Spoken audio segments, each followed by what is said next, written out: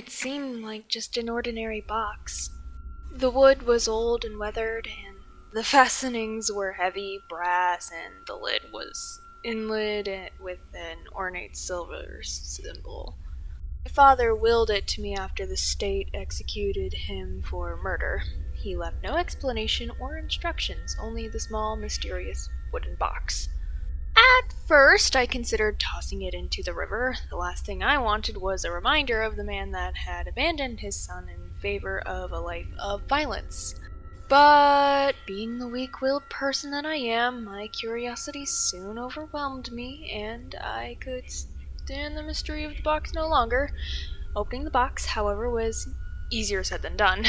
Attempts to pry open the latches with my hands yielded only abraded fingers and broken nails. Screwdrivers were snapped, hammers were shattered, and drill motors were burnt out.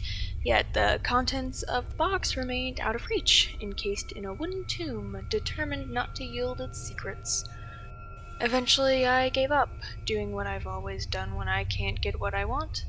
I told myself that whatever was inside was not worth the effort, and did my best to forget about it.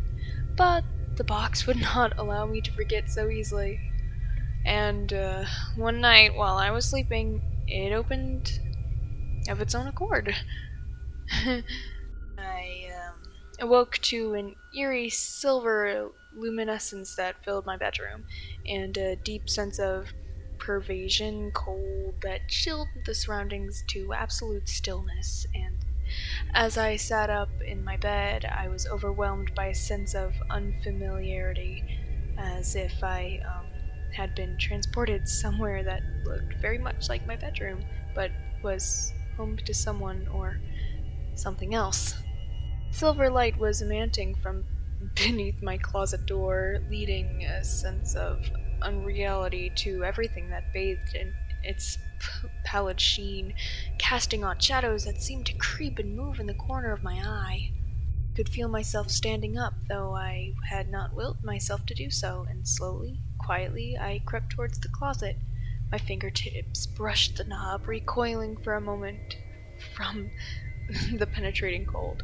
Then, resolutely, firmly, I grasped it, pulling the door open to reveal the box.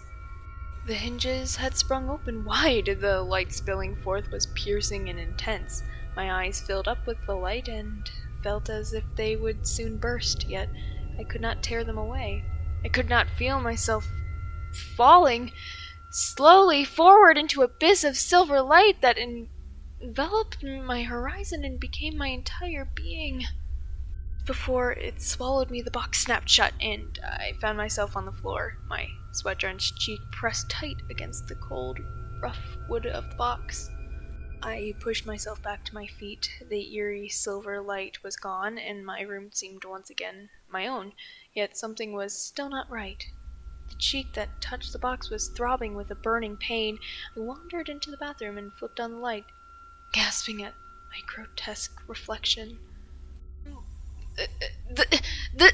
The symbol on top of the box was burned into my cheek. I reached up to touch it, but as I did so, it faded. But the brand was not the only souvenir the box has left with me. I can feel a presence in me, an unwelcome guest inside my mind. I find myself missing time, awaking in strange locales with blood splattered on my clothing. But that is not what worries me the most.